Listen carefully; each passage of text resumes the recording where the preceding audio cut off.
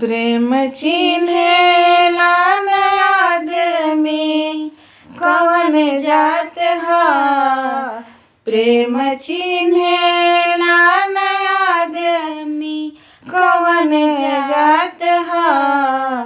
प्रेम चिन्हेला न निरउठ की जुठ भात ह। प्रेम चिन्हेला न निरउठ की जुठ भात ह। प्रेम चिन्हेला न आदमी कवन जात ह। प्रेम चिन्हेला न आदमी कवन जात ह। प्रेम चिन्हेला की निरउठ की जुठ भात ह। प्रेम चिन्हेला न आदमी कवन जात ह। प्रेम प्रभु जी से सवारी के साचा रहल। प्रेम प्रभु जी से सवारी के साचा रहल। उहे फेके लिए बहिर जवन काचा रहल। उहे फेकेले बहिर जवन काचा रहल। प्रेम प्रभु जी के दिहल सौगात ह।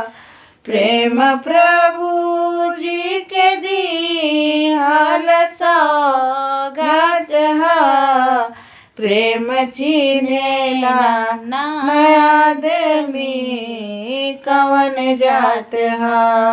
प्रेम चिन्हेला न आदमी कवन जात ह। प्रेम प्रभु जी से करेले पावन हरि।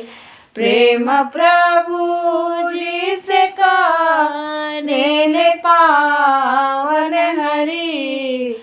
बात कहेली रीता प्यार रउरो करी।